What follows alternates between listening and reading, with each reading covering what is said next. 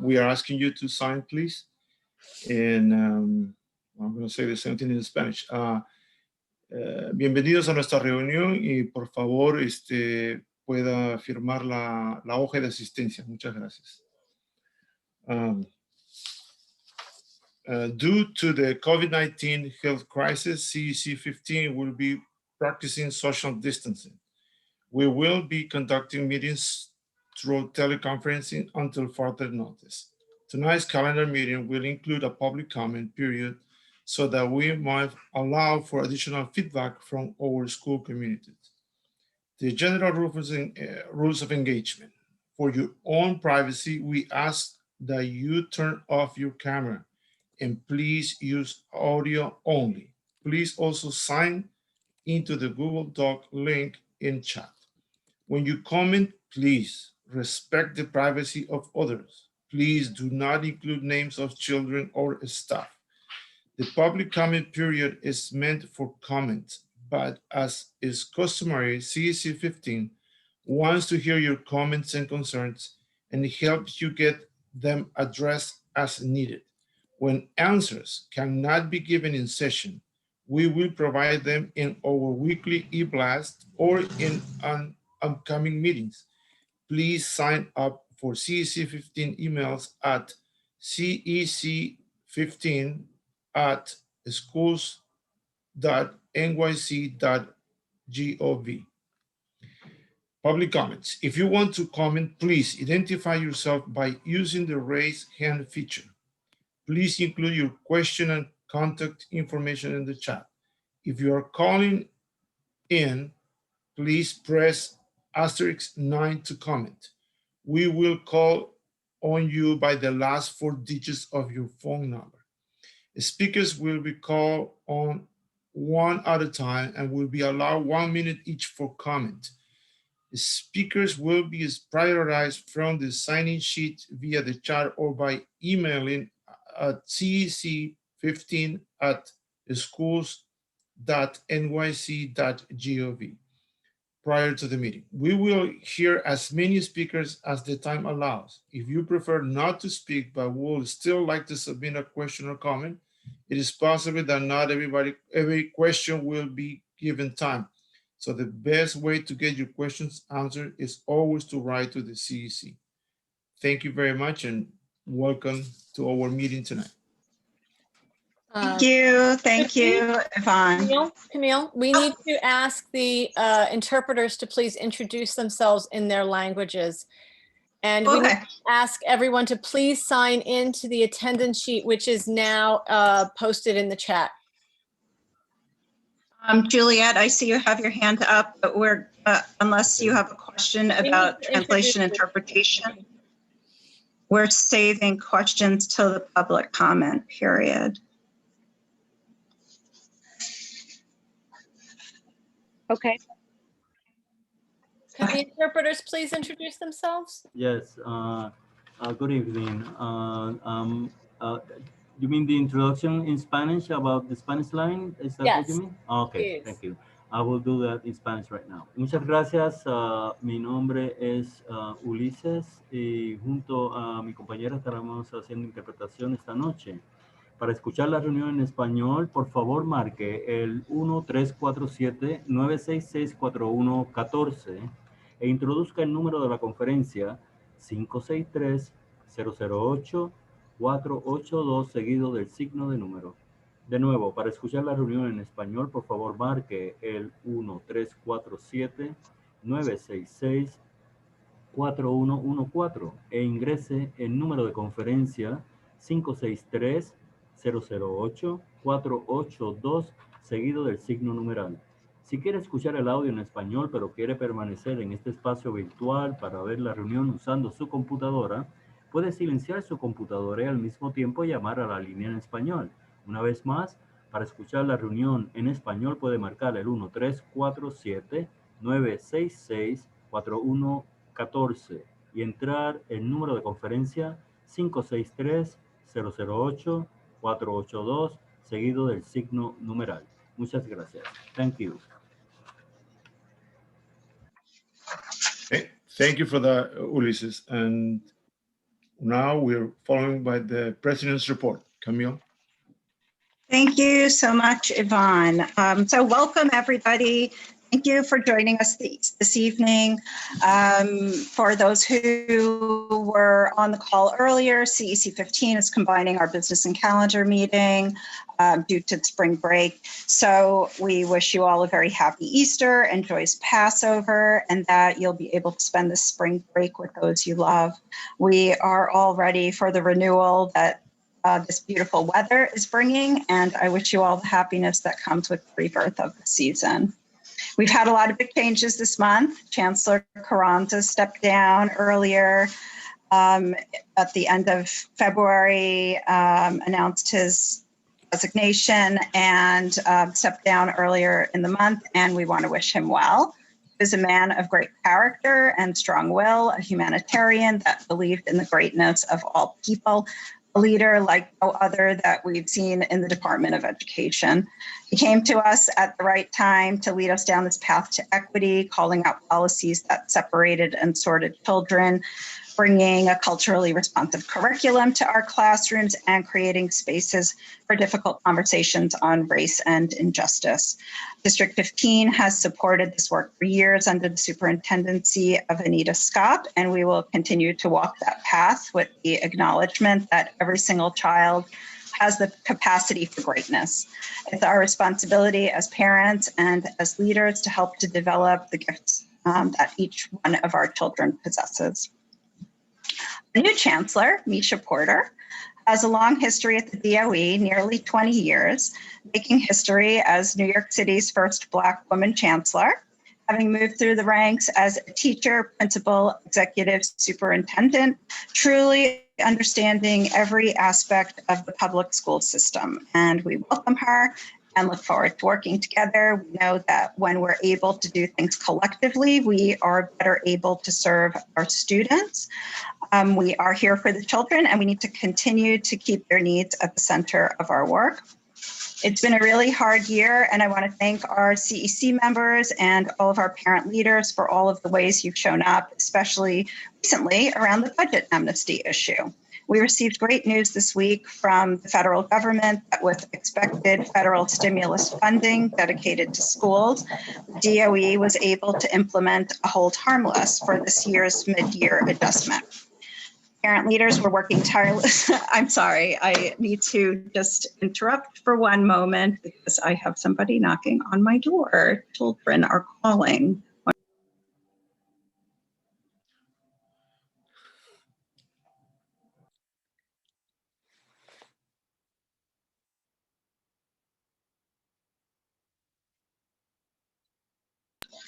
I'm so sorry, everybody. So I was talking about the hold harmless. So parent leaders were working tirelessly over the last month to make this happen, holding rallies, speaking to elected officials, and that success means that schools will receive funding for any money they owe, including any money that they have already paid back, having their funding restored via a school-wide allocation memorandum that's coming out this week, and not have any deficits rolling into the next school year. So that is really major. And thank you to everybody who advocated for this. Happily, this will provide many of our school communities with much needed relief that they need. Our principals, teachers, and school staff are doing a fantastic job, and we want to continue to support them in all ways. And we thank them for their enormous capacity to stay strong and keep going, learning new techniques every day, helping our students to stay engaged during this incredibly difficult time where change keeps coming at us nonstop. So thank you for all that you do to support our students. And a special shout out to school safety, our cafeteria staff, and our custodians. And where some of our middle school students have returned to the classroom these last weeks, our high school students are starting up again this week. So there'll be another opt-in window offered for those who would like to come back to the building. We are hearing that the CDC is reducing social distancing to 3 feet, which will allow more students an opportunity for in-person learning. We recognize the importance of our students returning to the building. They've lost their connectivity with friends and trusted adults. For those students who have started new schools, it's been really hard for them to just make that connection.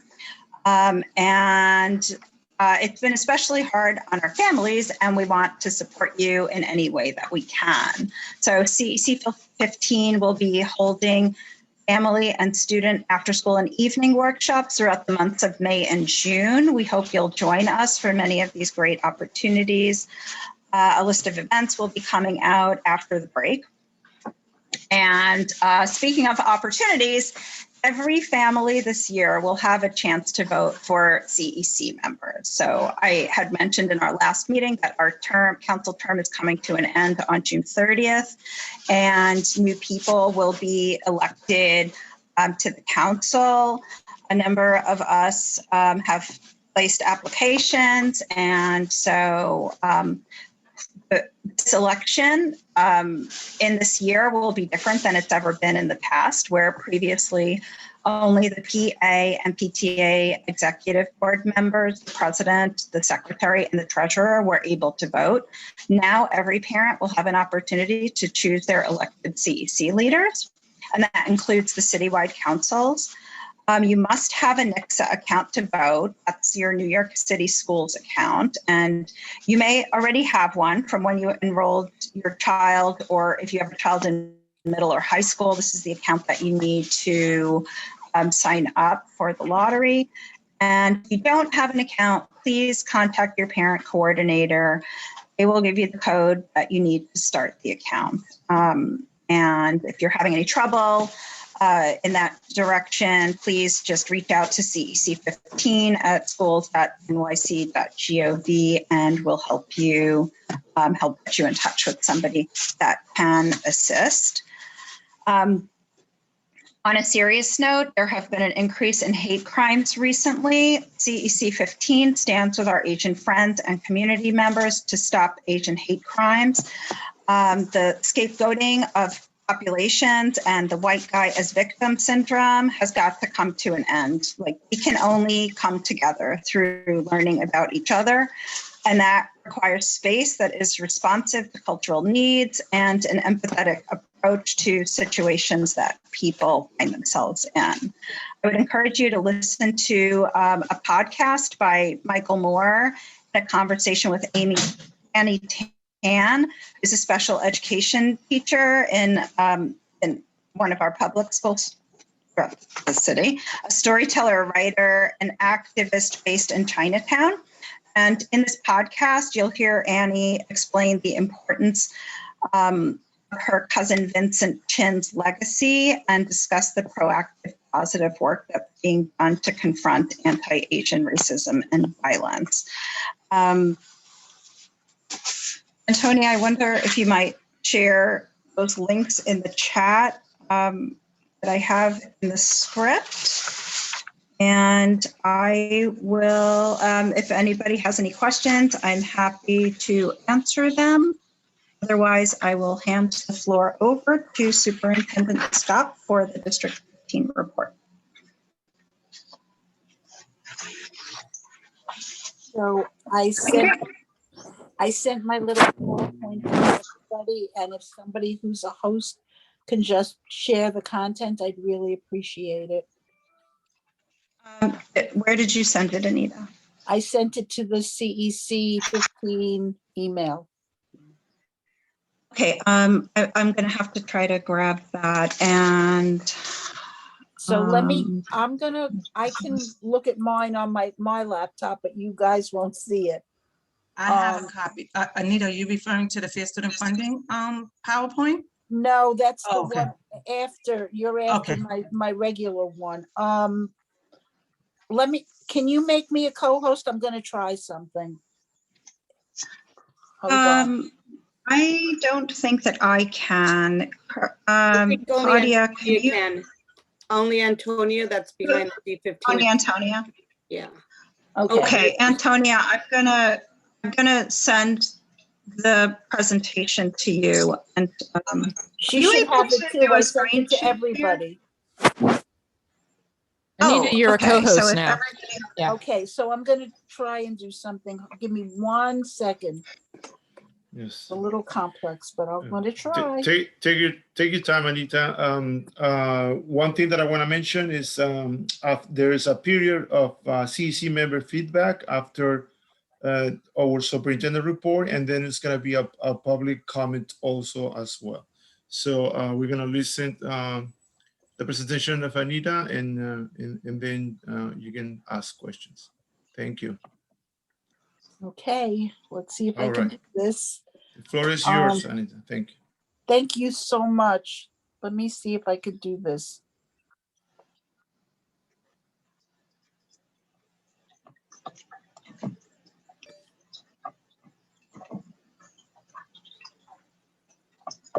Can you see this?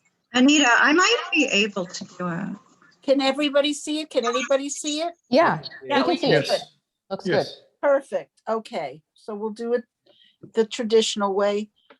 Good evening, everybody, and thank you for having me this evening. I will be as brief as possible. I know we have a very busy agenda.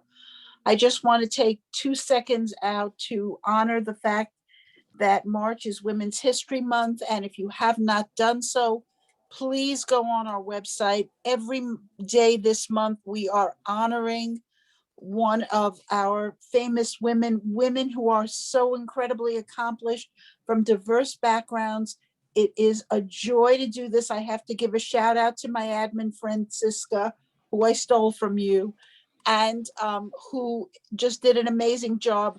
We, as our District 15, we put together a calendar for March, and it's being used as a sample at Central. So just know that it is beautiful work. The most important thing, what Camille announced, I wanted to share as well, that the mayor and the chancellor announced that $130 million restoration to school budgets. Every school will be held harmless. They will not lose any money due to register projection lost. And if money has been taken out, it will be returned. Our principals are ecstatic, but I also want to shout out to the CEC because it is through you and through our electeds who pushed for this, that this truly happened. And of course, the federal government. So thank you all for valuing education and children. Okay, this is another important piece of asked for months about moving children from remote to blended. And this week, the mayor announced that tomorrow and running through Wednesday, April 7th, there is a blended learning opt-in window for families. It is on the website. The links are there. They are all over the place. Please go in, and if you wish to move your child from remote to blended, now is the time to do this.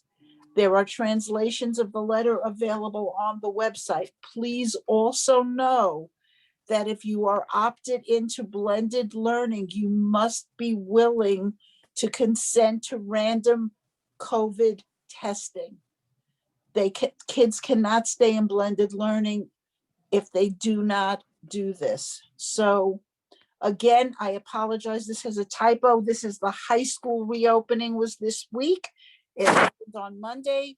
We had teachers who came in on the 18th and 19th of March. They must already have been blended students. They must have a testing consent form. The changes were communicated to families, and we are still following mask and social distancing.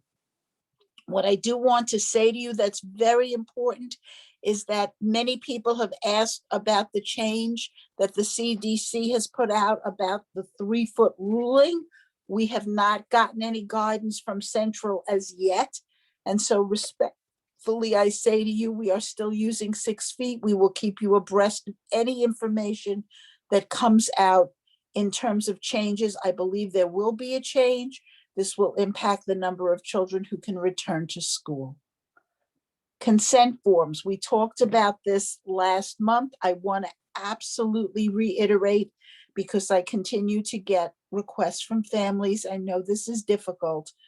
The state has issued updated guidance that reinforces the DOE consent form. This is an agreement between the state and the city that they will be allowed to continue to do mandatory testing at the school level, and that all parents of students must sign a consent form for the weekly COVID testing if your child is a blended learning student in person. The DOE is continuing to reinforce this message in all existing communications. This has not changed as yet. I know there are parents who are very angry, who have said to me that the state says something different. This is the DOE stand. We are the largest school system in the state. In fact, we are the 4th largest school system in the world, and this is certainly a safety precaution. State assessments.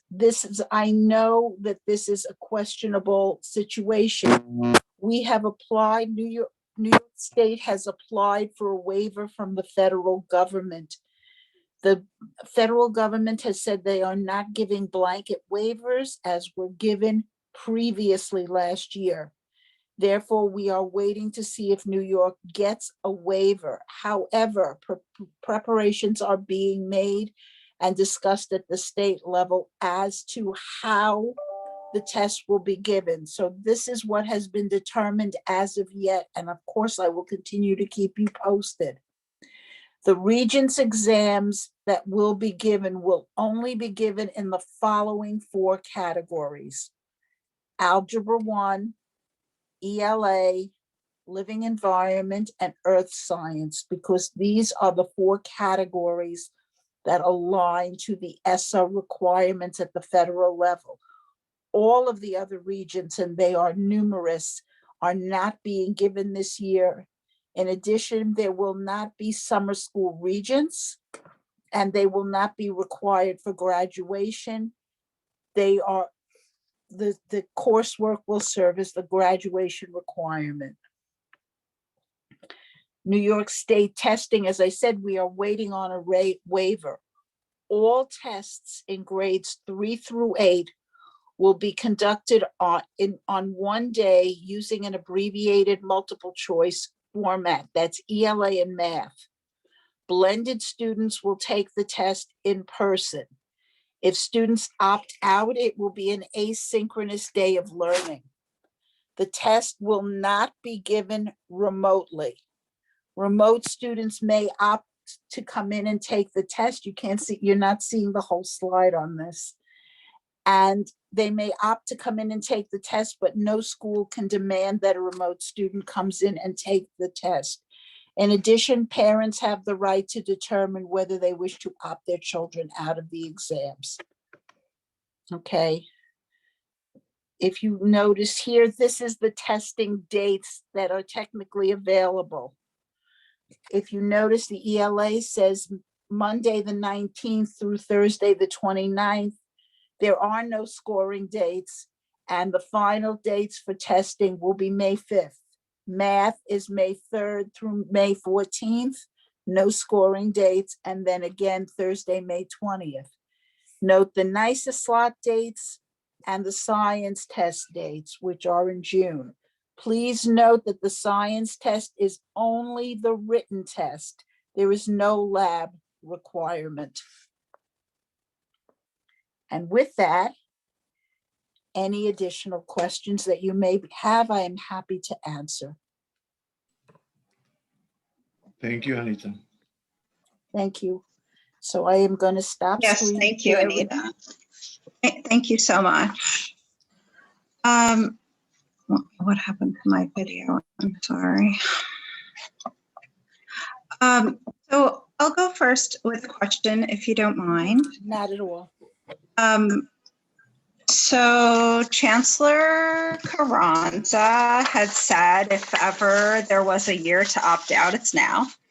And our children have been traumatized by this pandemic, by the loss of seeing their friends, just the enormity of the change in lifestyle. They are more anxious than they've ever been before. And a test like this that historically has had so much attached to it, including racism, does not support District 15's whole child approach. I know you're not in charge of these decisions, and I appreciate you highlighting that parents have the right to opt out. And I just want to let everybody, all the members of the public, know that CEC 15 recently passed a resolution regarding the Parents' Bill of Rights, that we would like to see a number of things come into play, including a very loud message that parents have a right to opt out of these tests, and various other methods to allow parents to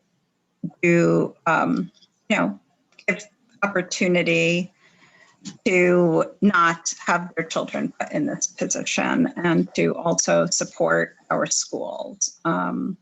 So I guess that was more of a statement than a question. I appreciate you, Anita, and so glad that you're a part of this work. Thank you. Antonia, do you want to go next? Do you have a question? Yeah. So I want to go back to the whole question of the mid-year adjustments.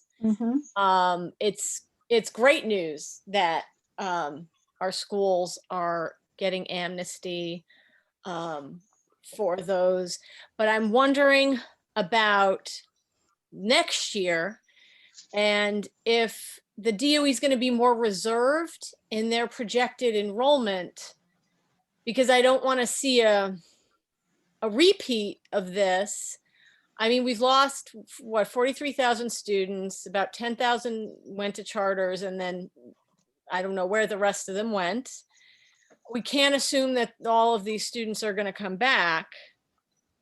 So I just wonder if they're going to be more reserved in their projections, and how that's, is this just going to slow down the inevitable, I guess, is what I'm getting at.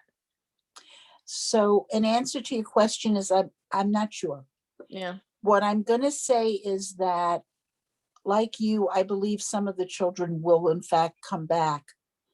And my concern was that we would get an influx of children and then there would not be the money. So I am extraordinarily happy about the money for any number of reasons.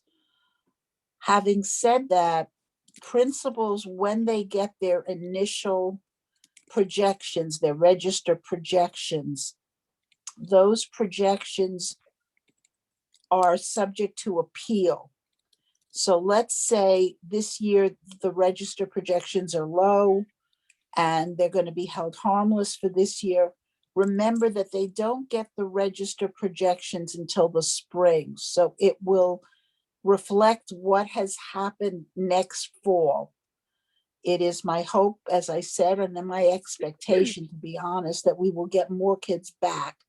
I agree with you, it's not going to be all 43,000, but I think some schools, parents will bring their kids back. Having said that, principals will have the right to appeal if they feel that they're unrealistic. Do I think they're going to be more cautious? Yes, I do. But do I think that it is going to be a question of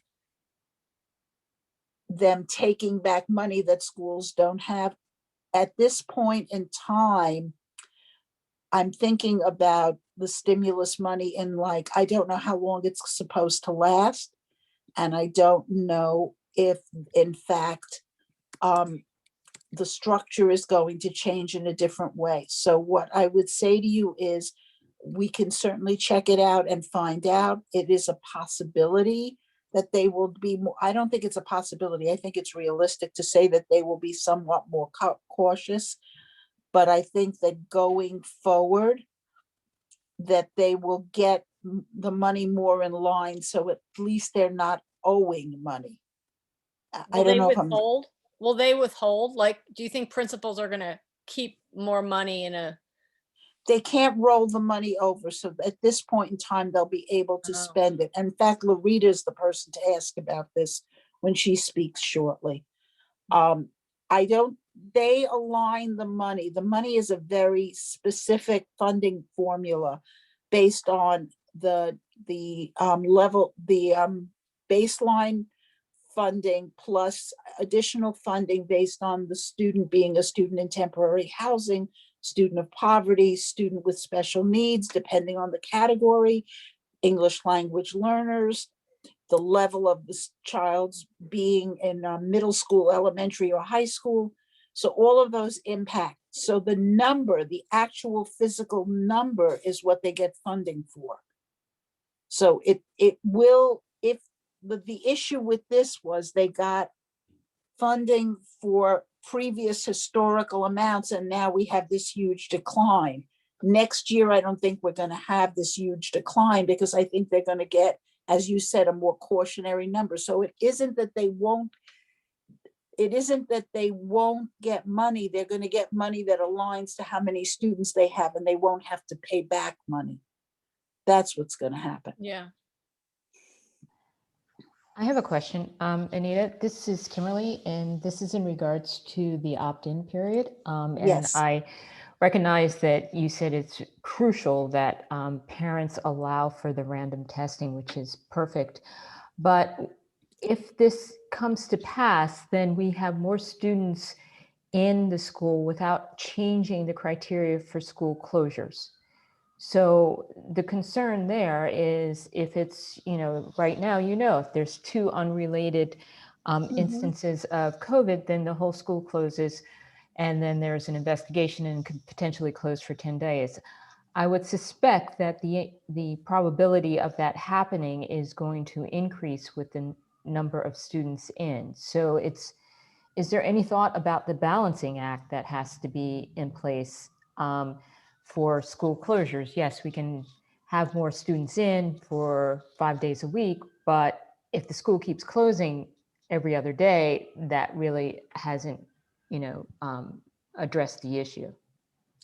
Kimberly, you're 100% right, and this has come up before. So yeah, do I think that there will be more identified cases? Just by statistical evidence, it would seem that the more people you test, the more cases you will get. I may be wrong, but that's the way I believe mathematics works with this.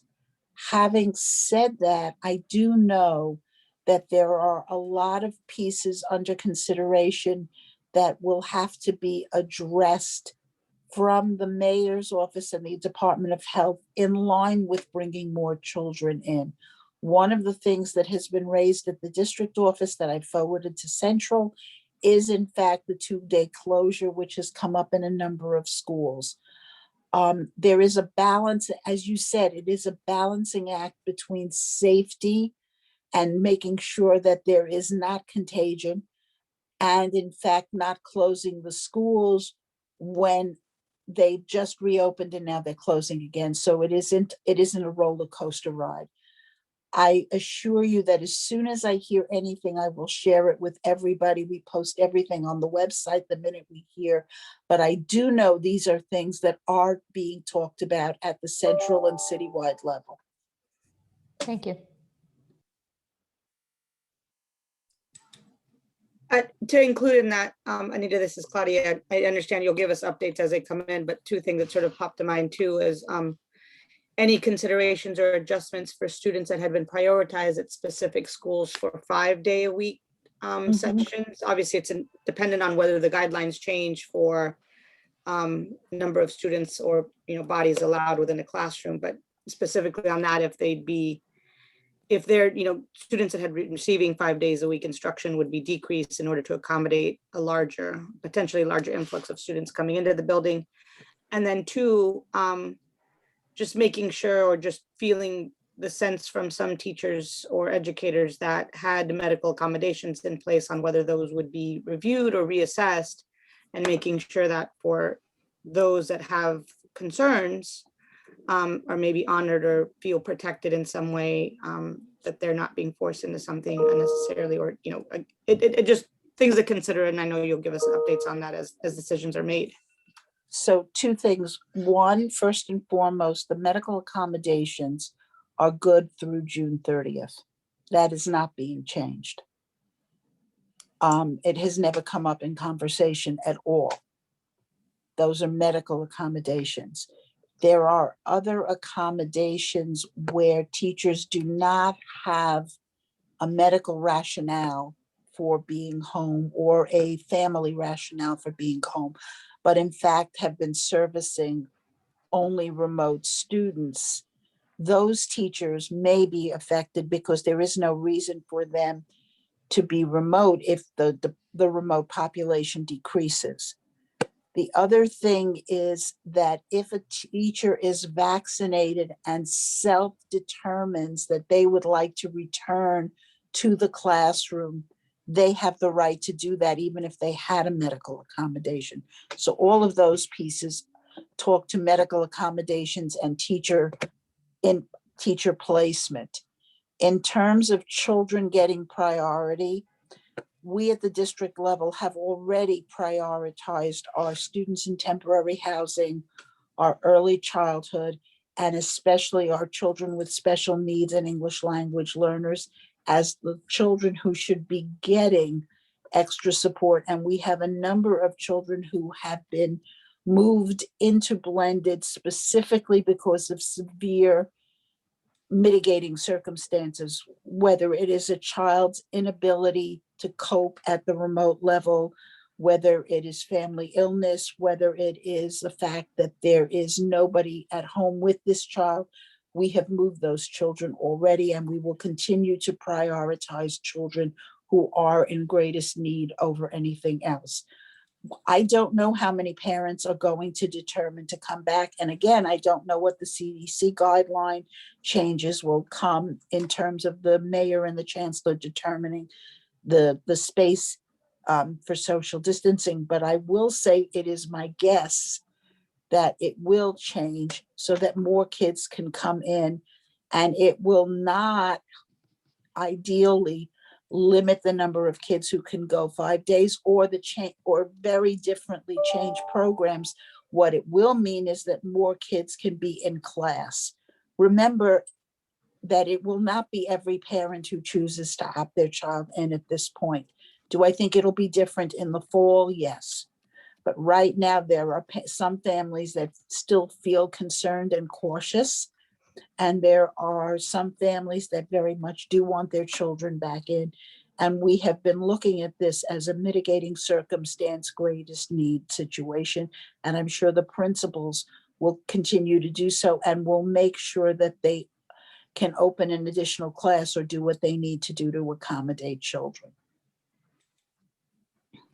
Thank you. Thank you, Anita. Anita, this is Mark. I just Yes. follow up on that last point you made about students with special needs. You know, I'm the IEP rep. I've been getting some communications from parents that are talking about the undulating experience of kind of dealing with kids with special needs, how it really has a heightened impact on those kids, the school closures and the unpredictability of it. You mentioned that you take some kids out and kind of prioritize them. Could you talk a little bit more about, is that bespoke to individual children? Do you have taking a programmatic approach to that? I'll tell you, my programmatic is I have had parents write to me. I have had, it really is a mitigating circumstances. So I don't want to talk too much about the kinds of but I will give you a couple of examples. So we have had families where principals have reached out to me and said, can you please move my child? This is a child who is a student who just came to us, who's in temporary housing. His mother never filled out a survey. There is an issue. The children can't function. Of course, we're going to move them and make sure. Children with special needs whose parents initially were fearful of sending them to school because of fear of COVID contamination, who have met with the principal and the principal has talked to them and they really would function better at the school level. And the principal will call me and say, or email me and say, this is a child this is the situation. Would you consider moving them? And of course I will. If there's room, I'm happy to do so.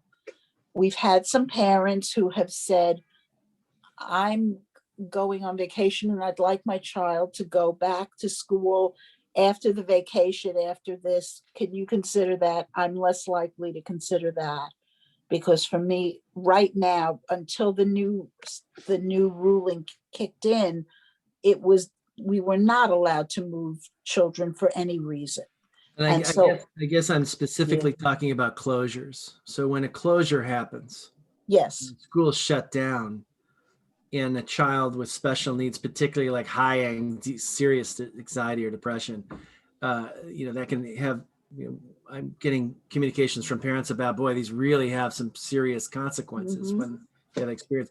Are you supplying alternative pathways for those children, even though the school is closed? Do those kids get to go and experience a school setting, or do they have to stay home also?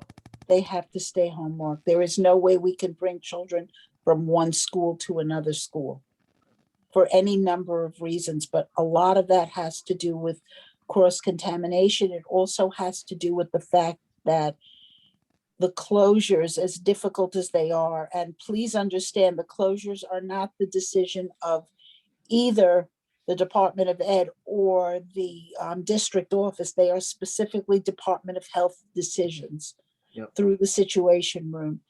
Those closures are a concern about caution.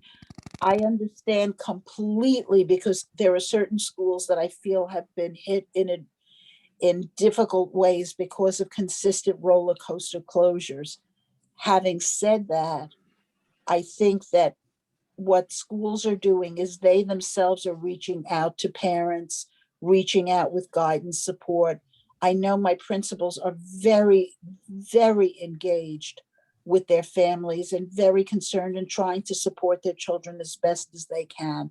And so I know that they have guidance support. I know that they're doing social emotional learning, and it's making a difference. I did 2 principal evaluations today, and both of them spoke extensively about their equity work and their social emotional work and how they're supporting their students in all eventualities. I wish I could say to you, Mark, that we could give them other opportunities, but the reality is we can't. And I don't want to lie to you. Just to follow up on the IEP question, and we talked about this a couple of months ago about, what information or data is going to be available to us about how successfully we're meeting IEPs during this time. So to my understanding, what's the best way we can access that information? And do you have information available to us? we will.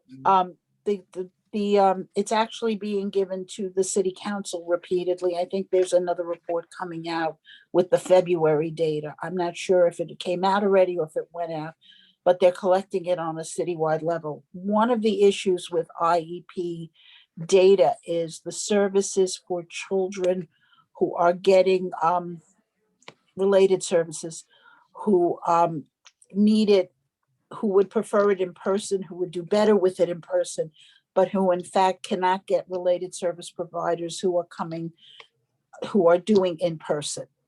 We cannot get people who are coming to people's houses, and we cannot get people to come to schools. In many cases, the related service providers, even for blended students, are remote. So that's part of the issue with IEP mandates and compliance. I understand the issue. I'm just wondering if there's a breakdown for D15 in particular, so we know. Absolutely, I'll get it for you for next month. Absolutely. We know how successful or not successful we are. Yeah, I absolutely will. I know the last time we looked at it, I don't even remember. I'm sorry. That's okay. It'd be great if it was dimensionalized and kind of focused on D15 in terms of kind of how well or how much room we have to grow there. Happy to do that. No problem. I'd add. Mind if I just break in a minute? I'm sorry to interrupt. Anita, I wonder if you might explain the protocol for anybody who might be having problems getting the services that they might need. Who's the first point of contact? So the first point of contact should be your school, should be your, if you are somebody who needs language support or ever, I would reach out to my parent coordinator. I would reach out to my principal. That's the first point of contact. We have a District 15 special ed support person from the Brooklyn North who is superb. His name is Alan Bibergal. He is well known to every single principal. He is literally a maven on this and works very hard. If they cannot get a related service provider, then they can go to an agency and Alan can assist them with applying for example, for agencies. If we don't have a speech teacher or the speech teacher's load is too much. Speech is not as difficult as some of the other areas to get, but we have found that it is the related services that in many cases are problematic.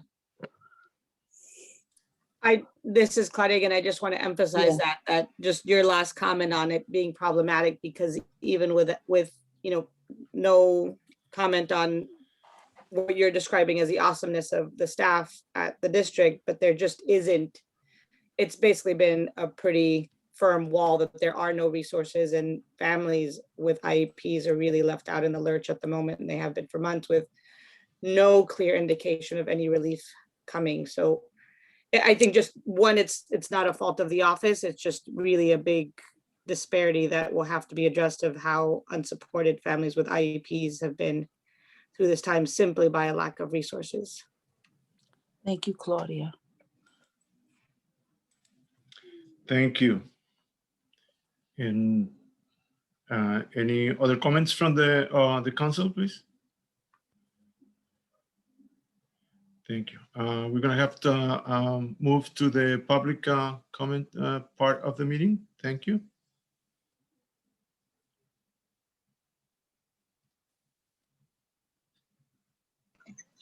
Juliet has her hand up. Julia. Hi, everybody. My name is Juliet Fispen. I'm a parent of a child at PS 58, and I wanted to raise an issue on behalf of many concerned parents. So this is not just my individual view, but that's shared by many families in District 15. I wanted to thank Anita and the whole district for their hard work. And this has been a very tough year, and we should all recognize that. My question to you is, do we have a clear plan for a safe and full reopening of schools? Because we're all here for a reason, and the crucial mission of educating our children seems to be the central focus. They need our support more than ever. This hybrid learning environment has been a threat to their intellectual, social, emotional, and psychological development, especially at a critical stage of their brain development. And this has been going on for more than a year now. So it is our belief that for many reasons, we would hope that there is a plan in sight and that we can have more transparency or more insight into what a full and safe reopening of the schools looks like. The CDC and other significant serious scientific studies have shown that schools can reopen safely if we observe the specific safety protocols like social distancing, especially if we move from 6 feet to 3 feet, mask wearing, regular testing of children. Most, if not all, school teachers and staff have been vaccinated, which should hopefully bring the number of COVID cases down. We were happy to see a reversal of the budget cuts, and perhaps the federal stimulus package funding will also help in making this plan an executive or something that can happen. I think the expectations on parents to step in are largely inappropriate at this point because they have stepped up and gone far beyond what they could do. It would be great to have the peace of mind that our children can resume a normal life so that parents can focus on their work life. Someone earlier was addressing the District 15 families exodus. I think the number mentioned was 43,000 students that have left for charter or other places. This may be a continuing trend. I hope not, because we really cherish our District 15 families. But isn't it time now? Don't we need to give our children the opportunities to learn and thrive in a classroom setting after a full year of this pandemic? I'm wondering if you have any insight on this. Oh, okay, so first of all, the 43,000 is a citywide number. It is not a district number. District 15 only has 31,000 children, including high school children, period. So that number is erroneous. It's 4% of the city population. In terms of what you're saying, I truly believe that that exactly what you're asking for, return to full classroom opportunity for children, for parents who wish to send their children back, is in line with what the mayor is proposing in terms of setting up this new window of opportunity for children and parents to opt in. I do think, as we discussed earlier, again, I do not have the information. I am just thinking that this will be in line with a change to the going from 6 feet to 3 feet, so that the classes can contain pretty much double the number of students that they can contain now. Please bear in mind that that still will not be the total population. But again, please understand that for some parents, they are still reticent to send their children back. They are nervous. Some of our schools in other areas other than the North End have been hit very hard by COVID and have had significant loss of family members, not to mention the economic impact on a community that was already fragile. So what I can say to you is this: I think this is definitely the work of the new chancellor. What the new chancellor has talked about is what she calls open, open, open, which is one, opening the schools for the high schools, which happened on Monday. 2 is opening the opportunity to bring more kids back and to have a summer school program that is in school and enrichment rather than just remediation, to support kids social emotionally and through enriching opportunities, sort of the way that were done years ago, where they did sports and recreation as well as academics. And then lastly, an open program about returning to school in the fall. As of yet, we have heard nothing but these descriptions. So I'm giving you exactly what I know. But this is my assumption, and I know that this is something the mayor wants done. And I also know that this is what we will probably be hearing more of over the next week or so. Thank you. Thank you, Anita. Thank you, And Anita. will we do we have any questions dropping our chat? Maybe I Doesn't missed look one. like there's any in the chat, but Dr. Okay. Darius has his hand up Dr. Rice, from the are you with us? CCELL, from the Citywide Council on it, Okay. Dealing with Learners. Darius, do you want to go ahead and unmute yourself? Good evening one more time. Thank you. Occasion to ask Superintendent Skop. I just like to, if it's possible, I know we have many difficult situations, but in the name of ELL, parents, students, and community, college community, I would like to ask and continue to make research with Superintendent on the population on ELL student in schools in District 15, because this gives us opportunity maybe to finally move to launching this program in one of the schools. Discussion was before about being close to District 20 also, because if the program will be open, we also the school could serve to a population in District 20, which is actually a good idea to have one school for 2 districts community in bilingual education. So if it's possible, it would be great if we could continue this research and find some solution to open this program. So I would be more than happy to speak to my schools and speak to you and see what we could do to make it happen. Thank you very much. Thank you. Thank you. Thank you very much. Moving ahead with the agenda, we're gonna have Do we have, Laurita. Camille, are we having the fair student funding presentation? Laurita, yes. I believe Larita is here on the Yes, call. I'm here. I'm just trying, I need to be able to share my screen. Okay, let Okay. me make sure that you are co-host. All right, you have now been made a co-host. Great, thank you. All right, can you see my screen? Yes. All right, great. Well, good evening, everyone. My name is Larita Moy, and I am one of 6 budget directors that work with the Brooklyn North facility, and I specifically support District 15. So I work very closely with the District 15 principals, both and I work with the elementary, middle school, and high school principals with questions related to the questions or issues related to their budgets. So today I'm going to present the Fair Student Funding 20. This is a mistake. The first page, it should be 2020-2021 school budget year. All right, so the first slide, it says where our funding comes from.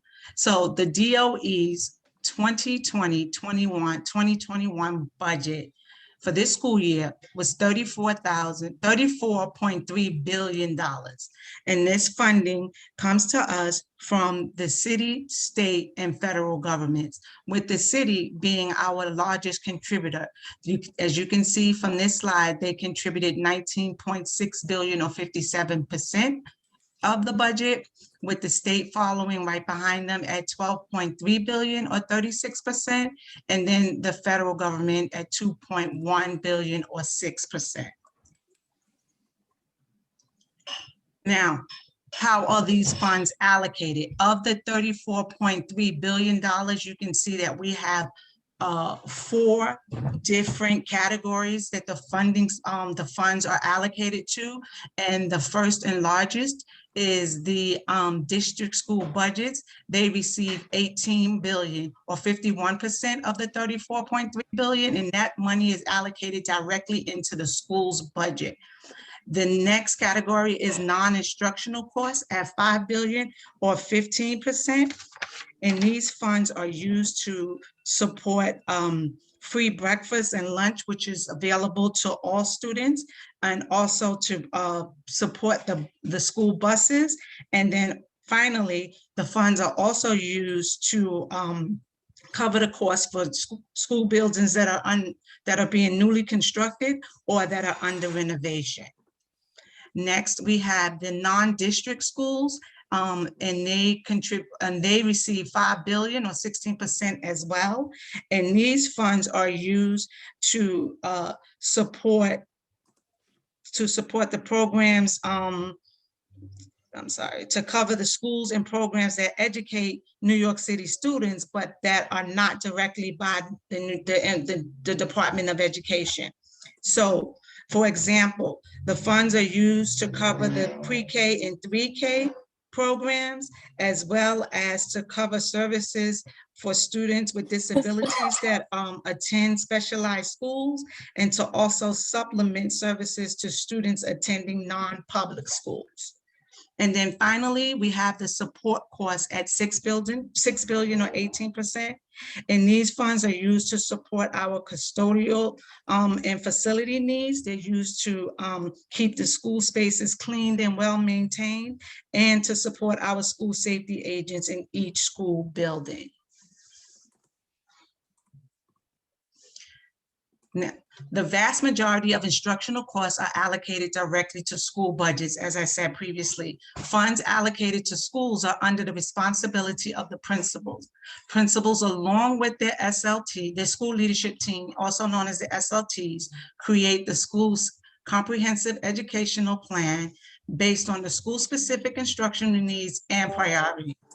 The principals will then submit their plans to the superintendents, and the superintendents review and approve the school budgets and the CEP as long as the two align with one another. And fair student funding is the primary funding source for most community districts. Well, what do we mean by that?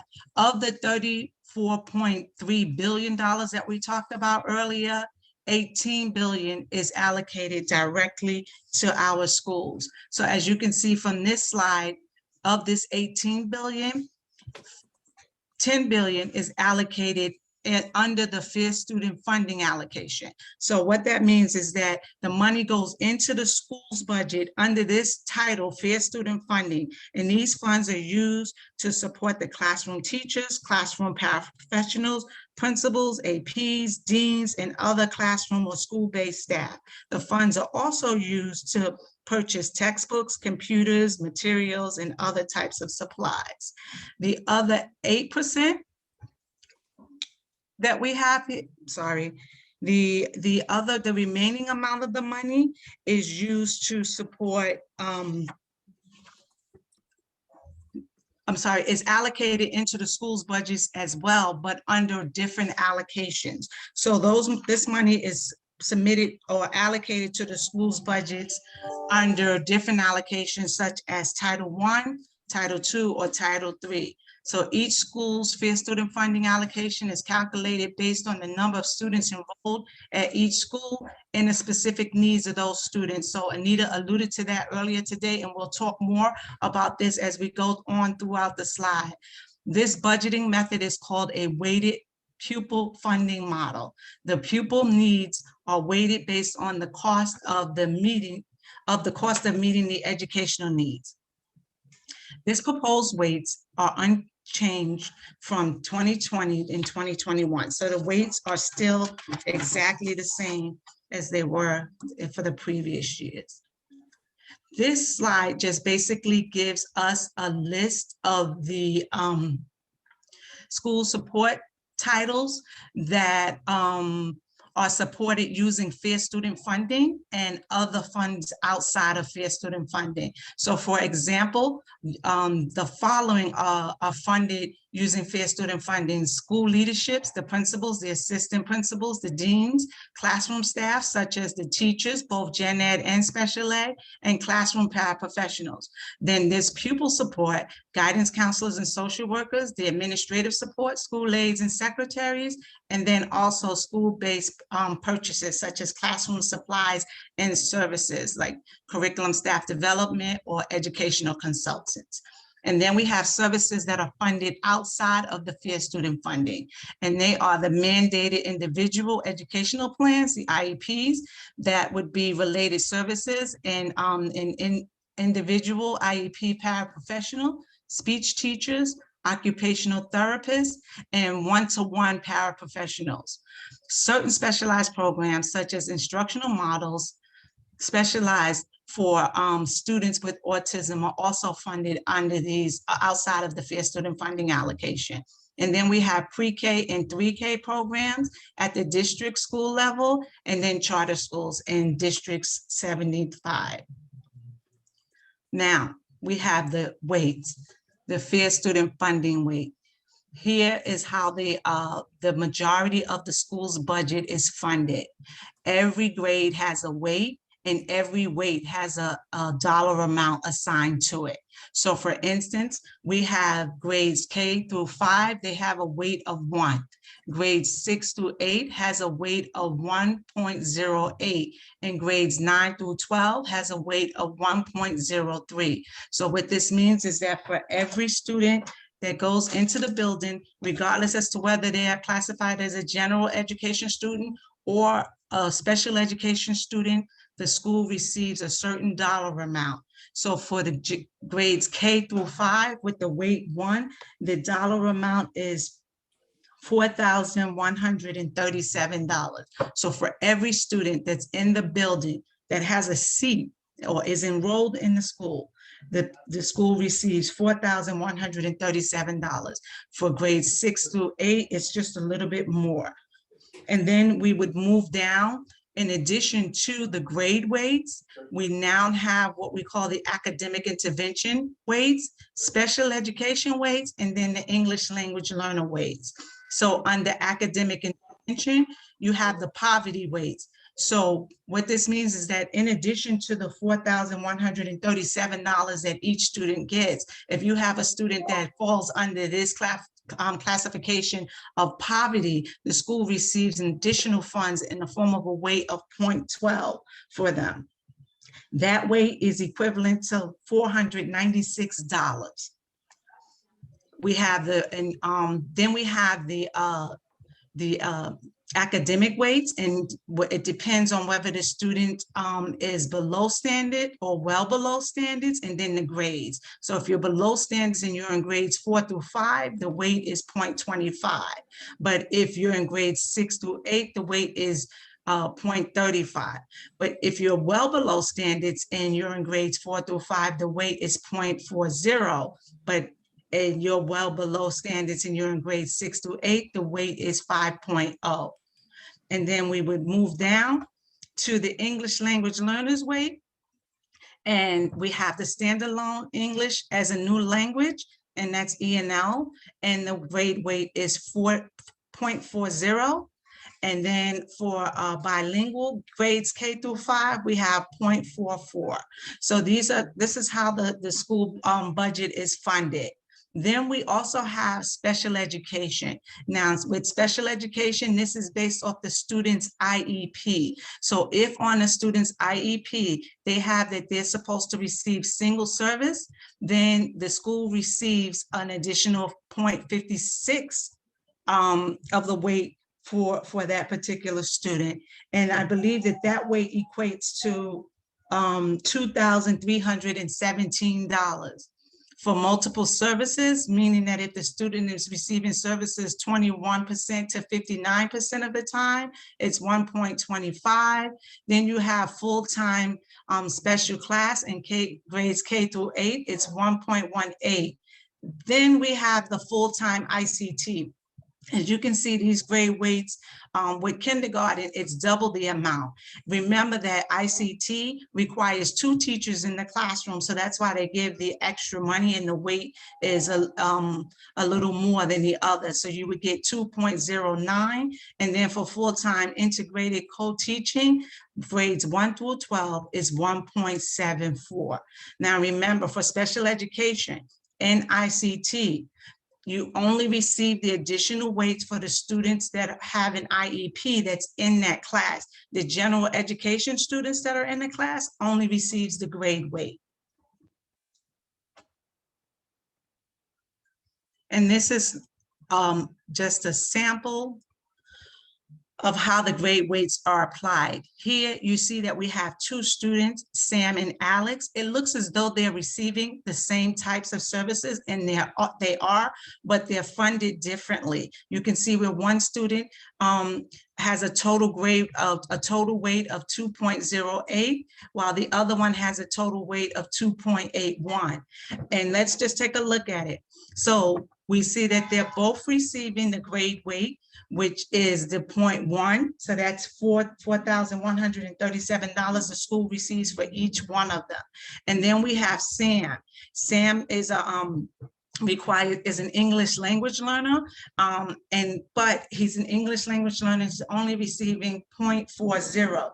And that's because he is a standalone English language learner. So he is going to receive a weight, his weight 4.0 is equivalent to $1,654, as opposed to Alex, who's bilingual. And so his grade weight is equivalent to 0.44, which is equal to $1,820. Both students are also receiving special education services. We see one is at a weight of 0.56. And I believe this is single sets, if I'm not mistaken. No, it may be I'm sorry, is multi-sets. So the school will receive an additional $2,317 for him for this month, for this category, as opposed to Alex, who's at 1.25. And I believe this is small class. And so he is eligible to receive an additional $5,174. And then both students also have academic intervention at 0.12. And again, that's 4.96. So even though the services look exactly the same, you can see where the ENL and the special ed weights are slightly different. So the student, Alex, is entitled to receive a little more.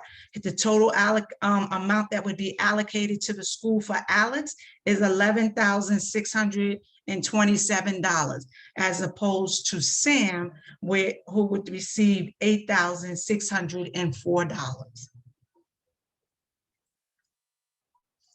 So in FY 2021, New York State will provide New York City with $1.9 billion less than their obligation under the Campaign for Fiscal Equity ruling. And we all know that that is also known as C4E.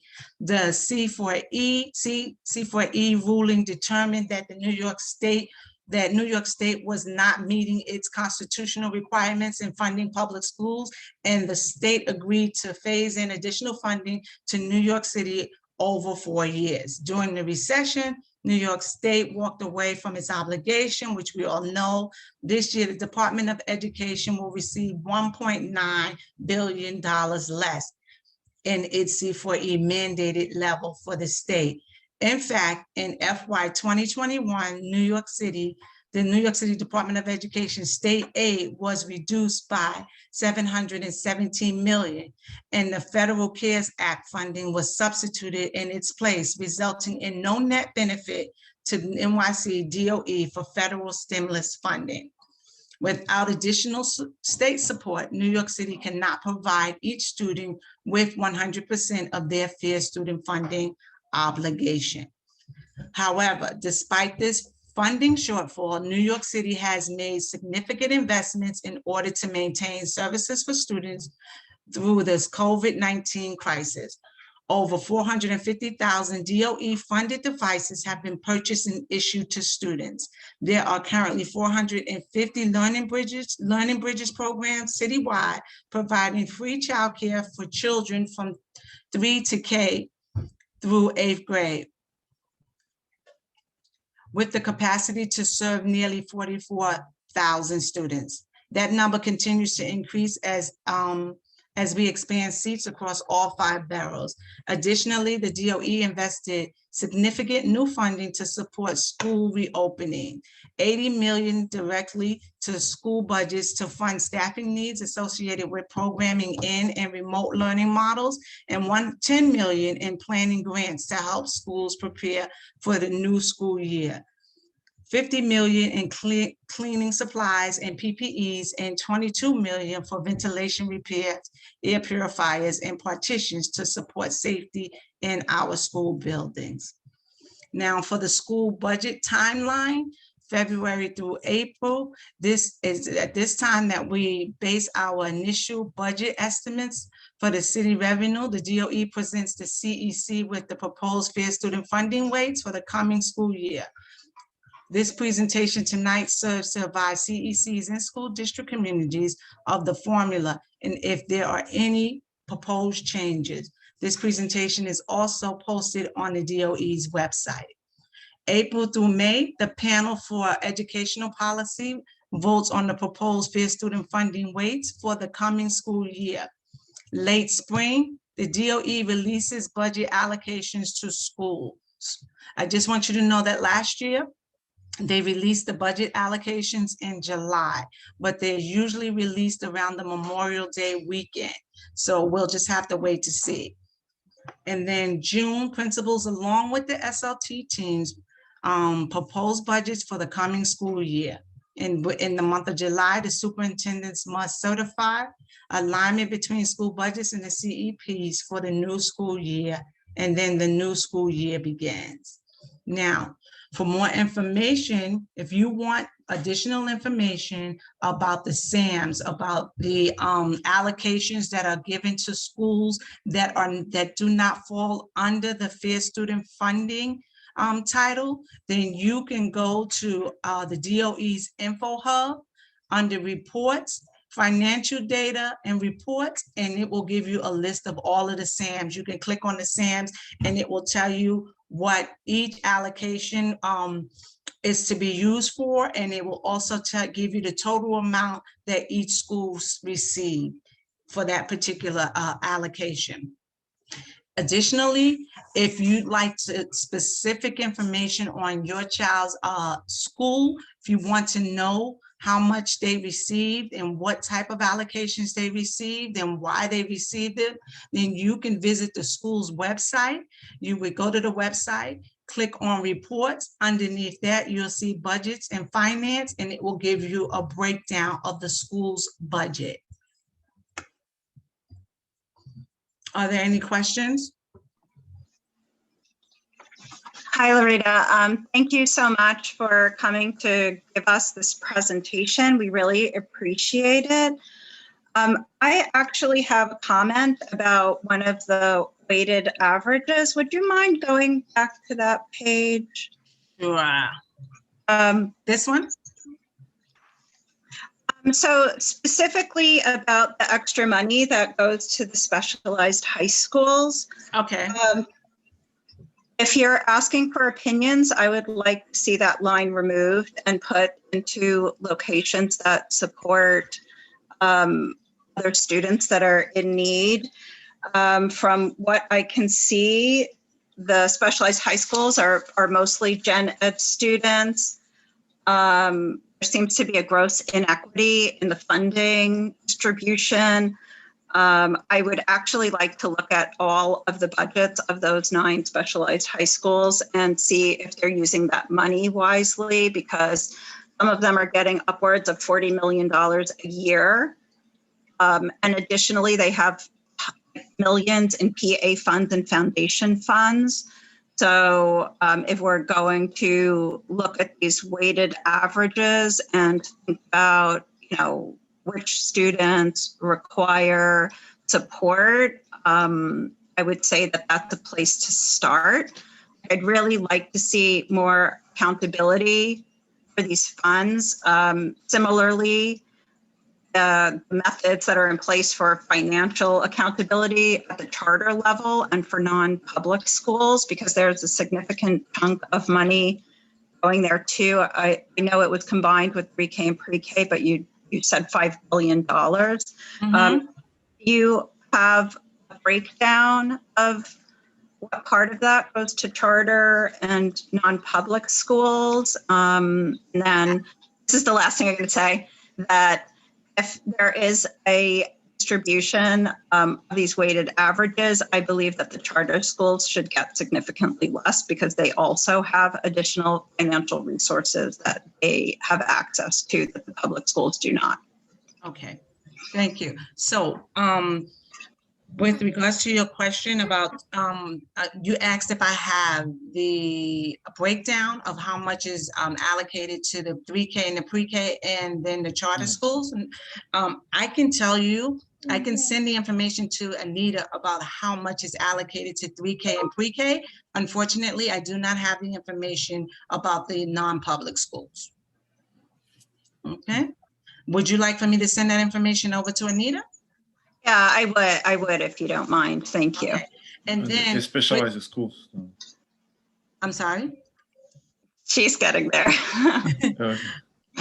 And then with the specialized high schools, I work with a couple of them. So I do see the purchase orders that they submit when they purchase the refrigerators, or like, for instance, the cooking schools. I see the purchase orders that they submit for refrigerators, the stoves, those things that they need in order to provide the instructions, the cooking instructions to the students that are attending the school. And then also for some of the other schools, I see, okay, I see you shaking your head. Okay. I just wanted Sorry, to let I you know. just have to push back. We have cooking programs in our District 15 schools. They're not getting extra funds. Okay. Okay. Wait, So if you would please take my Sure. comments back Absolutely. to the DOE, and I expect a response in writing for the things that I requested. Thank you. Sure, no where problem. it says specialized, does that mean the 8 specialized high schools? Because I haven't heard of any cooking programs. We do have some schools. It's not just the 8 specialized program for the career and technical education part of it. We do have some schools within District 15, maybe not under Anita, but definitely within District 15 that receive this funding. So these are not referring to just the SHSAT schools. Right. It's referring to the schools that it's referring to them as well as other schools that have specific programs that the students apply to. So those are the CTE schools are separate line items though. Okay, so but you're talking about specifically the specialized, like the specialized audition schools that you're referring to. Okay. Yes. Okay. Like, does High School for the Arts receive that money in District 15? It does. Yes, it does. And I believe 497 also receives CTE funding. So I can say something about High School for the Arts because it's very interesting. For years, when I first became the superintendent, one of our members of the CEC, in fact, the president of the CEC and a co-chair at one point, Jim DeVore, complained because he argued, in fact, vehemently that LaGuardia High School got specialized funding and Brooklyn High School for the Arts did not. And it was only under when Carmen Farina came in that Brooklyn High School for the Arts was elevated to the status of getting specialized funding. Just a little historical background on that. So they do get it. And I think the CTE program at 497, the culinary program gets it as well. So where it says specialized academic, what schools does that apply to? That may be the end. That may be the 8 schools. I'm not sure. Yes, I think so. Okay, so in that case, please modify that line item. That would be my request. Okay. So you're referring to the specialized academic and the specialized audition schools, correct? I would like the DOE to take a hard look at how that money is being used and what the budgets of these schools are, and if there is a true need for that. Okay.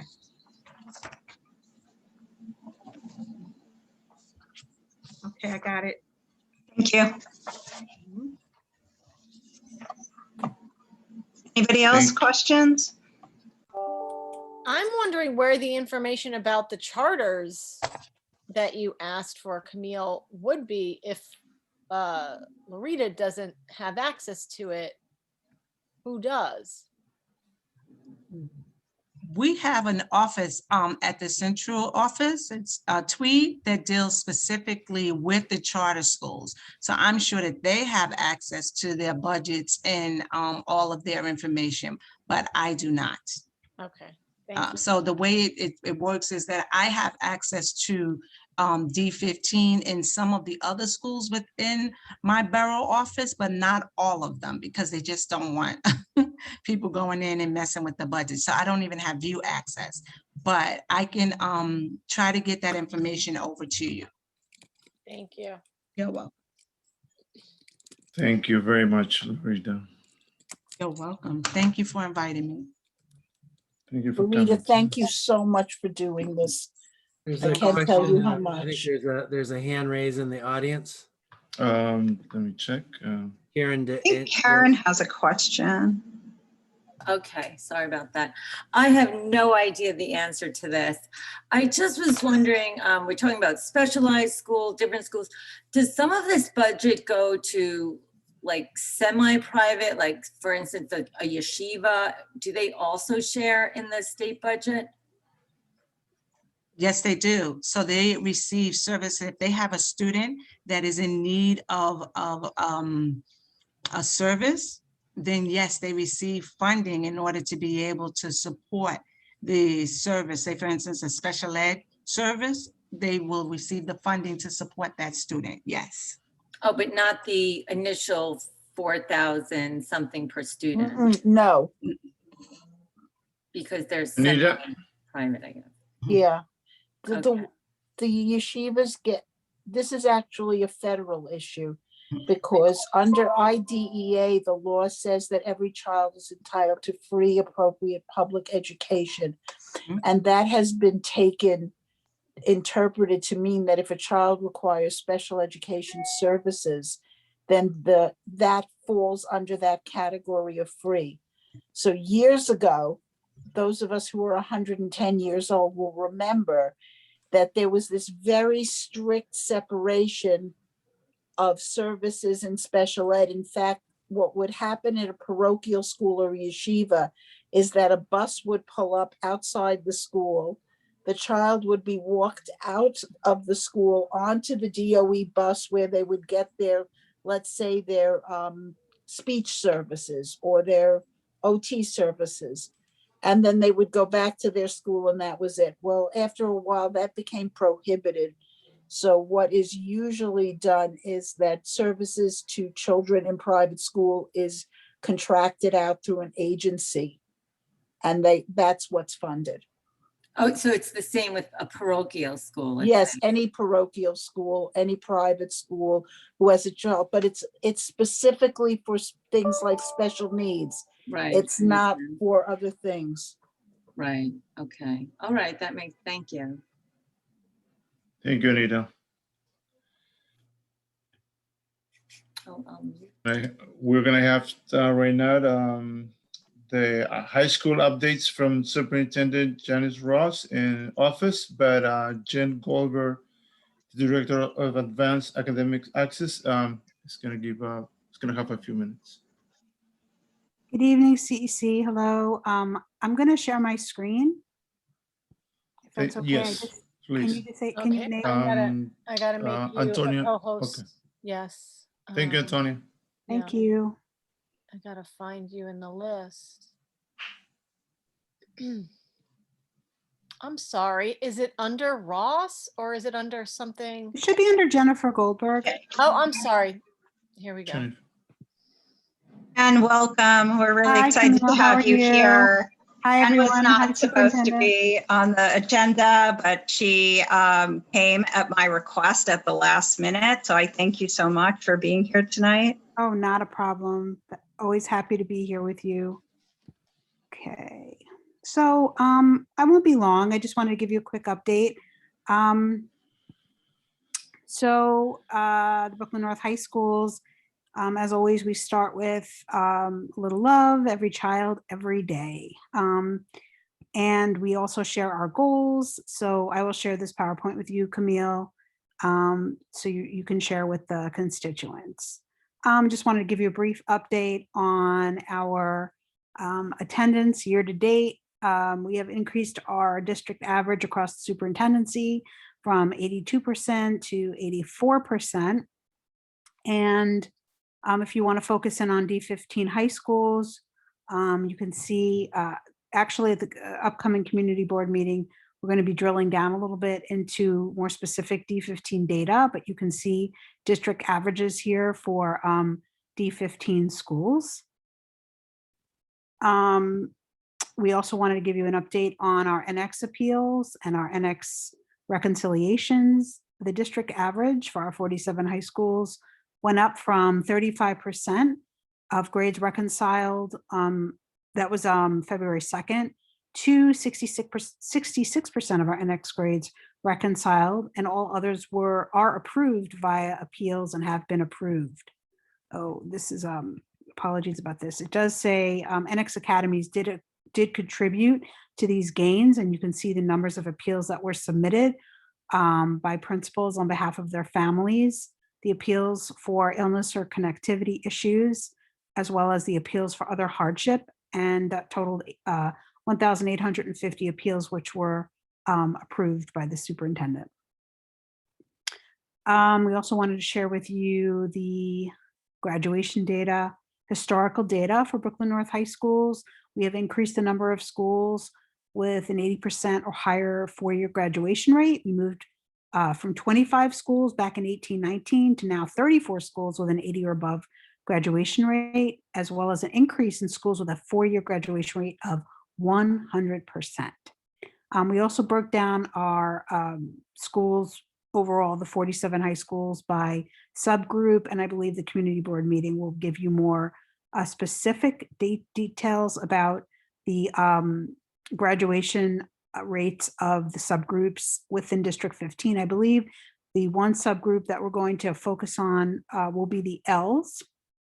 For D15, we saw a slight drop in graduation rate over the last 3 years for that particular group.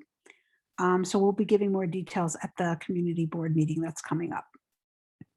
And I can also provide it to CEC 15 as well at our next meeting.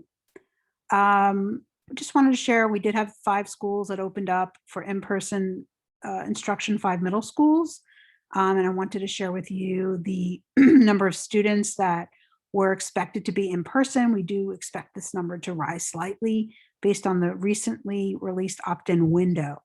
And as you know, this week was the first day of back to school for our high school students. So our middle school in Park Slope Collegiate in D15 had 65 students expected. Again, might be slightly more based on the opt-in window. Quick update, the high school application closed the week of, or rather on March 1st, and the middle school app closed on the 23rd of February. I know, Camille, you and I had talked about this a little bit.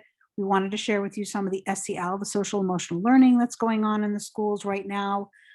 Schools are, I won't read off this entire slide, but there are a number of things that our schools are offering to support our students socially and emotionally, such as clubs, increasing the number of counselors, advisory classes, and of course, content that's built directly into coursework and classroom instruction. And at the district level, here are some things that we do to support our schools with their social emotional learning programs, weekly meetings with PCs and GCs, monthly meetings, and parent workshops. We provide professional learning for our teachers around culturally responsive education. We provide multilingual learner teachers with professional learning on social emotional supports for their students and families. And of course, schools have trained in trauma response practices, which are supposed to be embedded into their programs as well. A couple of things that we've had recently, we did, the superintendent gave a state of the district on March 2nd, and we had a few cool events to celebrate Black History Month, the Black Excellence. We had a wonderful, my sister's keeper held a wonderful event called She Sat So I Can Stand. And we also are continuing to host our MBK MSK Parents as Partners, Parents Living with a Purpose series, offered through partnership with the Family Leadership Institute. There were some other great things. This month we celebrated Women's History Month with a great series where our female leaders, teachers and principals and other leaders were paralleled with a famous historical female. And today actually was our last of the series, where actually E.S. Watts was one of our women, and she told her story and was compared with Kamala Harris. It was wonderful, as well as one of our principals, Alex Hernandez, who was compared with Sylvia Mendez. So that was kind of fun and really exciting to hear from them. And then I'm really excited to announce a project coming to the district called the Mitzvah Project. We will be hosting this on April 8th And I will share the flyer. I think I might have shared the flyer, but I'm going to share it again with everybody. Feel free, D15 folks, to join us for this event in recognition of Yom HaShoah, which is Holocaust Remembrance Day. And this is a place where you can always go to see highlights for every school in our March community newsletter, which is also posted in our district website. So if you have any questions, to please put them in the chat for me or on mic, or just send them to me at jgoldberg6@schools.nyc.gov. And this last slide just sort of will show you our, a little frozen right now, but that last slide will show you our link to our district website and to the Brooklyn North High School's website. And that concludes my presentation to the CEC 15. Thanks so much, Jen. We appreciate you and Superintendent Ross, who is doing a spectacular job with all of the Brooklyn North High Schools. I'm very excited to hear about Executive Superintendent Watts being celebrated. I saw her on the call earlier, so I don't know if she's still here, but that's fantastic.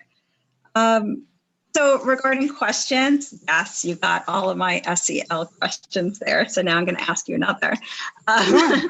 Regarding the trauma response practices. So when we were talking earlier, I was telling you that I'm hearing from a lot of parents that their children are not turning on their videos and, you know, continuing to feel this connection from the school and students and furthering the isolation. So what kind of advice would you give to parents who are experiencing this? I know that they're very frustrated and worried, and you know that their children are not connecting in a way that we would like to. And of course, a lot of it is just about remote learning in the screen. But what do you think? Well, I mean, I would say that parents should always reach out to parent coordinator and their guidance counselor, their child's guidance counselor, as sort of a first point of contact if they're concerned about their child's engagement with classwork. I would say also that parents need to reach out to parent coordinators and guidance counselors about access to the grading systems that their schools are using. If they want to look at their child's progress, such as some schools use Schedula, some use Jupyter, some use other platforms to share students' progress. But in terms of their, because typically, right, if you know they're worried about their children's progress, it could be due to some social emotional issues that their child is experiencing. So I would say also to find out what kinds of after school activities the schools are offering, what kind of clubs that maybe could support if a child is interested in getting involved in the school beyond just the classroom. And a lot of schools do have advisories. They can connect with, a parent can connect with the child's advisor to find out a little bit more information and maybe to see what other supports the school can offer to the child. In terms of engagement, well, you know, we are in the age of Zoom and Google Meet right now, but you know, a lot of teachers are doing mindful moments and doing mindful awareness programs in their schools. One of our schools in our districts is the principal does a lot of meditation and yoga with teachers and students. Getting a program like that into schools is also a great idea. But I would say that, you know, sometimes children, we've been doing a lot of work with teachers on engagement strategies to get students to be more vocal and not so shy, camera shy, but to sort of try to unmic themselves in breakout rooms, Zoom rooms, and other tech tools that allow students to be a little bit more involved. You know, it's true. Students do need to have their voices heard. It seems so much harder now with the cameras being turned off to assume that the students are not there, but they're there, right? They just need to be validated and their voices heard. We do, you know, we're doing a lot of work around culturally responsive education, which is work with students, recognizing students' identity, making sure they see themselves in the work that they're studying and that they heard, their voices are valued through social justice topics. So, there's a lot of things going on behind the scenes of the schools. But if a parent is worried, I would say for sure, reach out to, your child's guidance counselor. And if the parent has a relationship with his or her child's teachers, leverage that and ask the guidance counselor to maybe help leverage that relationship so that they can find out in more detail what's going on. Thank you so much. Sure. Anybody else have a question for Jen?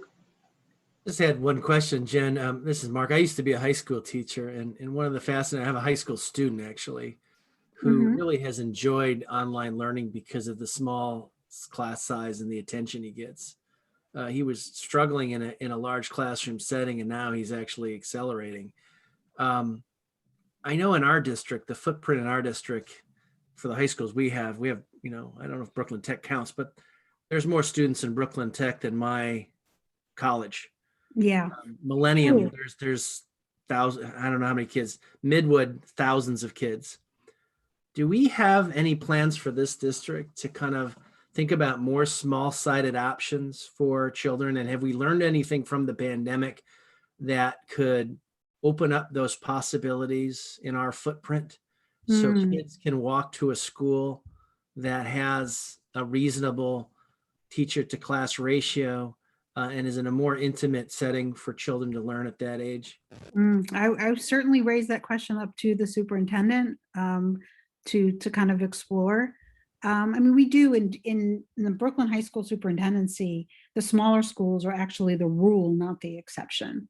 We only have about 3 really, really big schools, one being Brooklyn Tech, obviously. And Sunset Park's another larger school with about 1,200 kids. That's in D15. And we have a few schools that are close, like Millennium, I think 600 maybe, or 600 to 700 students, but majority of our schools are actually small. But in D15, that is true. We do have the 4 John Jay schools, Millennium being one of them. But in terms of, you mean opening up like newer small schools? Is that what you're asking? Well, opening up schools that aren't 4 schools in the same building that are just designed to segregate kids from each other, but opening up real schools that are designed to have a low class size and are bespoke to our kids' needs in the district. We really need another high school. Like, instead of the Sunset Park growing into a giant high school of 2,000 kids and stuffing them all in the same spot, and we have tons of empty schools over there. we can have schools that are, the equivalent of a Class D school in the country in New York, where you have a 200-person high school. Yeah. But I guess it's just not a priority in that sense. That's just not, as the kids get older, the schools get a little bit larger, and our kids are traveling. Mike have an 8th grader right now in middle school, and I'm sure other parents who are in District 15 are suffering through this right now. I have a kid who's listed 3 schools that are over an hour and a half away. Yeah. And they're not even that great of schools, and they're going to, like, if my kid wants to go to Beacon, which, like that's 2 hours away from Brooklyn. If my kid wants to go to a small school like Essex or Harvest or Eastside, the numbers are so low there. We don't have an Essex, Harvard, or Harvest or Eastside in District 15 footprint. Right. You have middle schools and elementary schools that all, follow that same, educational pathway and provide that type of education. But none of our schools reflect the personality of our district in that way, or there's no pathway for the people who are seeking that type of education for their children, other than, sending their kids on a train all over the city. Right. So I wonder if there's been any thought around, do something different like that in our footprint, given kind of the clear need for it. Because not everybody wants to go to a specialized school like Brooklyn Tech, not everybody, and that's not the right option for them. Right.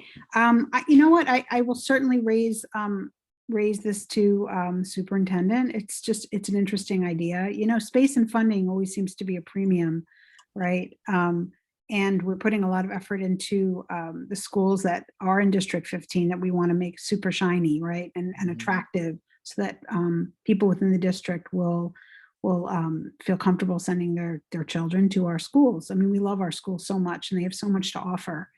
But I do hear what you're saying, and I will certainly lift it up. Thank you. I appreciate it. Sure. Thank you, Jen. You're welcome. Thank you very much for coming to our meeting tonight. You're welcome. Great. Right now, we're gonna have. Do we have any other question on the chat room that I missed? No. I don't see Oh. anything. Okay, thank you. Yeah, I don't So- see anything. Thank And you very just much. my comment on overcrowded schools and possibly capping that capacity. Given our social distancing concerns at the moment, that might make practical sense even for the short term. I want to offer a little comment on top, sort of just to piggyback on what Mark is saying a little bit. So I think that the problem has always been with the small schools is you can't fund the programs, especially at the high school level, with such few students. But I hear you, Mark, on what you're saying about attention. And so I've seen as much as I hate the remote learning, my son has sort of gotten a little bit more attention at tech through the remote learning. So I'm wondering if there might be an application through, even though we're going to go back in person, to use some of this remote technology to provide some one-on-one support to students in these bigger high schools. And that would be, I think, a good thing to explore across the board. Well, I do want to say that the virtual space has been really helpful in opening up a lot of opportunities now, such as, parent attendance at our events has increased. So there are some really great features that we would like to capitalize on when we go back into in-person. But I will actually raise up the issue about the one-to-one support virtually, even when we go back to remote, because that certainly makes a lot of sense and definitely is definitely doable, given that we are all pretty adroit at using virtual platforms now. And I think that's, and Mark, in regard to what you were saying about the one-on-one attention, I think some students are thriving and some students are struggling with the virtual space.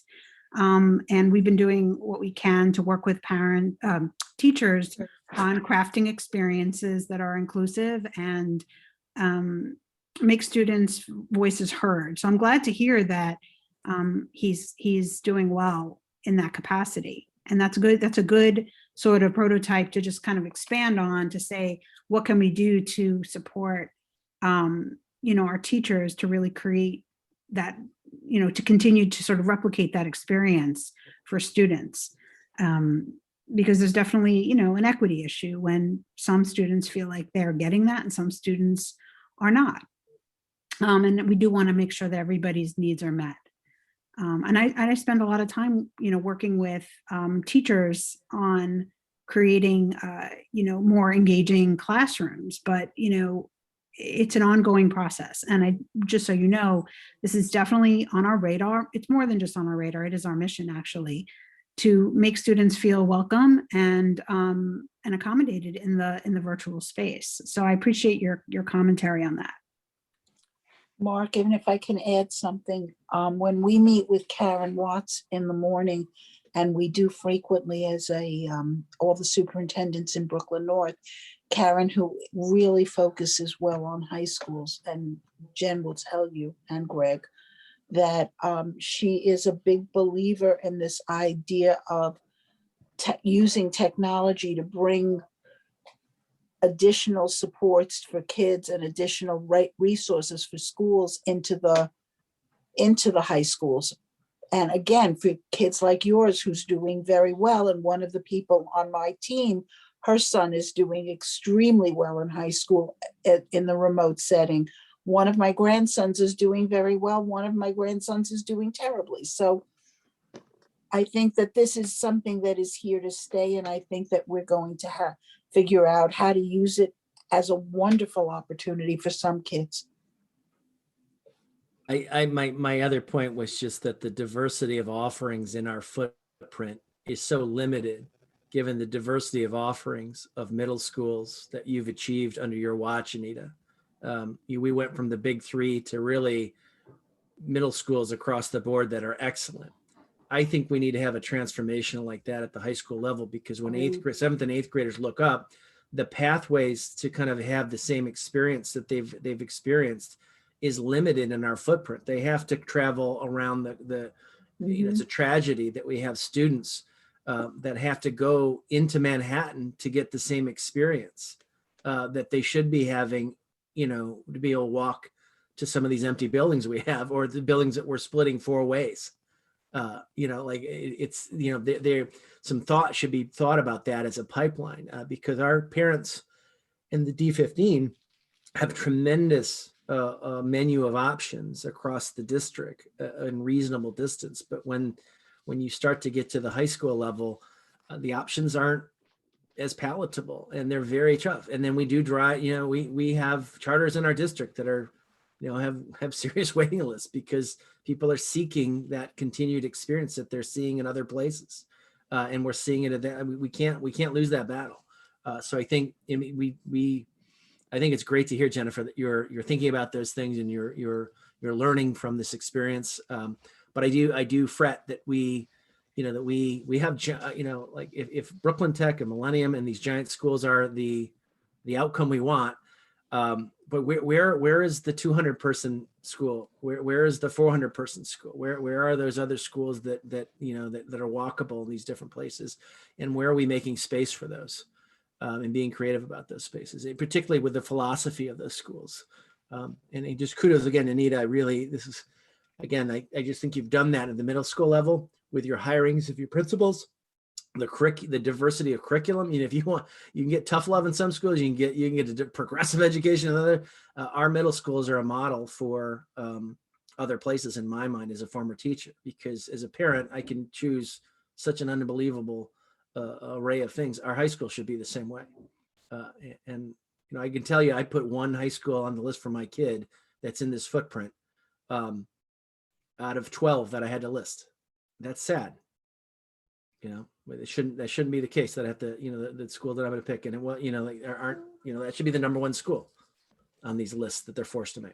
That's the only point. And I know you're working on it, so thank you for working on it. And that's the last I'll talk about. Thank you. Thank you for your comments, Morgan and Antonio. Are we going to now move to the, do we have any more comments or questions? Yes, I had a question. Yes, okay. No. Just with the Thank you. opt-in, thank you. With the opt-in periods about to begin, how are schools supposed to make classroom assignments if on the one hand, there's an opt-in period for more families to opt into hybrid learning, and at the same time, schools haven't received guidance from Central about how to implement new CDC guidelines on spacing? It just seems like with that kind of information that it's an impossible ask for our schools. The second question I had was with regard to standardized testing. Do schools, will they be penalized if they don't meet a certain percentage of students taking the test? So those are both questions for me. So thank you, Jen, if I jump in here. So first of all, thank you for asking. And let me answer the last one first. No, there is no penalty for participation rate this year in terms of standardized testing. I can't speak for next year. I can't speak for a more normalized environment. But right now, these tests are not counted towards anything. That's number one. Number two, in terms of, do we know if they're going to move along with the CEC guidelines to 3 feet? As I had stated earlier, and forgive me for being redundant, that it is my belief that they are going to issue citywide guidelines moving to a 3-foot social distancing in line with the CDC to address the needs of families, but they have not announced it as yet.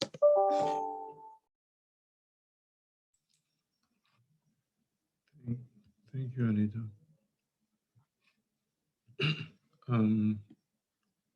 There was any other part of the question? That was it, right? Okay. So we're gonna move to our old business and new business. Sorry, just one follow-up Sure. to that. Sure. For the superintendent, will schools receive that guidance before families are back in the building? Can they I would expect that? expect so. I would expect so, yes. I think part of it is also that people are waiting to see exactly how many parents are going to opt in. I think it will be a significant number, but I think there will also be some guidance as well. Yes. Okay, thank you for that. Thank you. And also we have a suggestion from Camille on the chat. And please, if you can reach your SLTs and write to the Chancellor Office about the state test. Thank you. Thank you very much. Now we have to move to the old businesses and new business, please. Okay, great. Thank you so much, Yvonne. You are a fantastic parliamentarian. We're going to give you that title officially. Thank you. Okay, so Antonia dropped the link in the chat, but before we get to that, I just wanted to just do some old business follow-up on ad hoc committee. So I have met with parents who and teachers who have signed up for our ad hoc whole child committee, and that's been going really well. I'm like doing like summaries, so I will share that with everybody. They are working right now on some research for tools that can help with self-assessments for their students, just to do a check on their mental health if they want to do like more of a deep dive into that. And I know the DOE is going to be doing this like in the fall for all students, but we figured may as well get a head start on that. And so hoping to have some document that can be sent out to the public with some support services.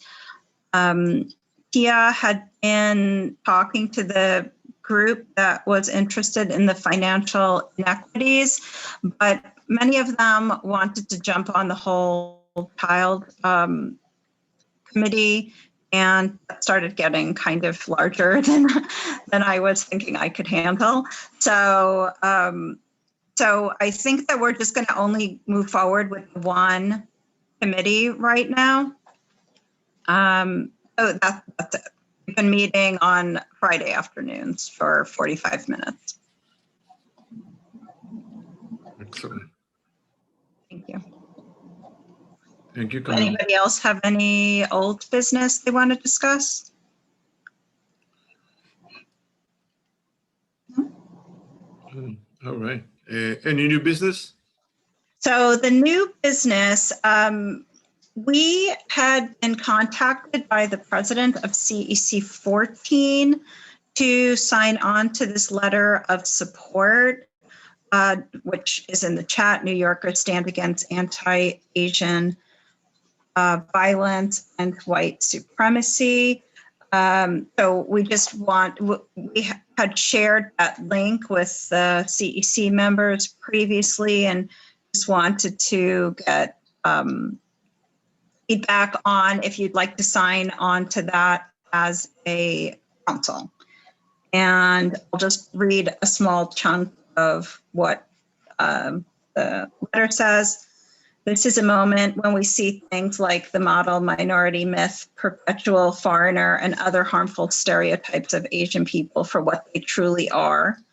Tools to incite racial resentment, to maintain racial division, promote white supremacy and xenophobia, anti-Blackness and colorism. This is a moment for all of us to recognize the recent uptick in racial violence against Asian presenting people as violence against all communities of color. This is a moment for us to acknowledge and disrupt the pervasive presence of anti-Black racism within the Asian community and refrain from using this pivotal moment in history to elevate anti-Black policy responses or narratives that will further criminalize all communities of color. The response to this violence is not more police, it is community and solidarity. So the entire letter is there. I think a few of you have already read it. Could you have voiced your support? You could sign on it individually as well if you want. Are we voting to sign on or? Yeah, I'd like to make a motion to sign on to this letter of support as a council. I'll second. Okay, so are we 6 people actually? Because 1, 2, 3. Crystal had to drop off the call. Oh, let's look. Let's Yeah, see. I think we're 6, right? Yes. So- Yeah. We have more. Yeah, we're So- 7. Yeah. Oh, okay, great. I mean, is there going to be, I mean, I guess you didn't, there's no comment before that. You already made the second motion to vote on it, but. We can go backwards and seek comments from the public. My only comment was I thought when it was introduced, I saw a note that said, look, one of the, I think what we can do in allyship for this community is different than signing off on pieces of paper. I think if we can use our platform to invite our Asian American constituents that are in our district in to give them a platform to the extent that anyone wants one. I don't know how to do that, but I think, I'm the first to admit, my ability to be a good ally in this moment is constrained by my ignorance about that particular community. And I think what we could do to give power and to give voice to that community, which I'm trying to learn about as feverishly as I can in this moment, it would be to allow, to think about what we can do with our agenda and the organizations in our group to kind of bring those parents or leaders, parent leaders, or, we even have past CEC folks. And we have Tia. Yeah, we have Tia also. Sorry, we have Tia also. But I also know we have a large, group of people that are often invisible in parts of our district, particularly, as we can see with the ELL, it would be great to do that in allyship. I don't know what that looks like, what the form is, but if there's any outreach that can be done because I'm all thumbs with this also, but I think that's, I don't want to be pedantic and tell people that, hey, we're here for you and we don't know what we're doing. But I'm all for signing the letter. I just think it's important that we listen and learn in this moment. And if we could be educated and help educate our community, it'd be great to do that. Invite some people. Yeah, I mean, we could certainly give time on an agenda to any organization that would want to speak on the issue. And invite them here to. We'll look into it. I'll look into it, and hopefully you all will look into it too. And if anybody out there in the community listening could steer a group our way, speak on an agenda, that would be much appreciated. To give them a part or even just a parent, not even an organization, just a parent who has experienced this kind of discrimination. Yeah, I just think it'd be great to have. I mean, I just was talking to a constituent, not a constituent, but an Asian American parent about what it's like to have lived the last 4 years with someone in the office, White House, talking about the China virus every day, and seeing her neighbors get spit on is something that I just didn't have a full understanding of. And I think it would inure to, we have children in our district that have lived through that. And we should give them the air and space, those parents, the air and space, if they would like it. They don't have to, but it'd be great to find that. So, and Tony, I'll do that also, is if I could, if I can identify an organization or a person to come in, not forcing anybody to do that, but I think it'd be great to have the CEC D15 offer that outreach. Thank you. And that allyship. So I wasn't going to Right. mention this because we haven't started work on it yet. But we are planning to do a significant event and we would be delighted to partner with the CEC on it for amazing. supporting Stop Asian American Hate. And we want to time it to the first week in May, specifically because that is Asian American Appreciation Month. And it gives us time to plan something well and reach out to the community. Great. Serendipity. Well, we still have money in the budget for the parent-student workshop. So if there's a way that we can have one of those events support the, I'm the sure we could district. reach out to our middle schools and get some kids in to talk. And Mhm. but also we have, I don't know if you're aware of this, but MS51 does a lecture series. In this past lecture series, they brought in a woman who is Asian American, and she talked about her experiences, and she's a parent in the school. She's brilliant. And so we're going to reach out to her as well as the community in Sunset Park where we have connections. Great. Excellent. Okay, so motion on the table to sign on to the letter. You want me to just call the roll? Please do. Camille? I agree. Antonia, yes, I support the letter. Tia is not here. Yes. Bess, Yes. Kimberly, Yes. Claudia, Yes, I support the letter. Yvonne, Yes. Mark, Yes. and is Crystal still here? No. She had I to don't- drop off the call. Yeah. Okay. Did I get everybody? That is- Yes. You Okay. got 7. Was 7. Okay, great. Okay, the letter is now officially adopted. Thank you so much. I'd also like to share some good news with you that the Citywide Council on English Language Learners adopted the mayoral control amendment resolution, the same one that we signed off on the last time that we met, which came out of the ECC, courtesy of the legislative committee. Great.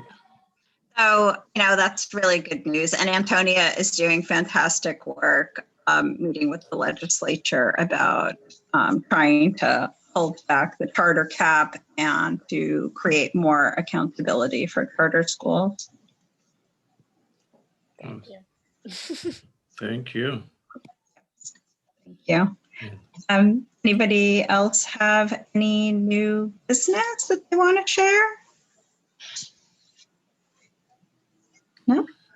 If not, So then I will thank all of our speakers. Thank you, council members. Thank you, Thank you. Christian, who came here to support us in Steve's absence. Thank you, Anita and Greg, parents, everybody.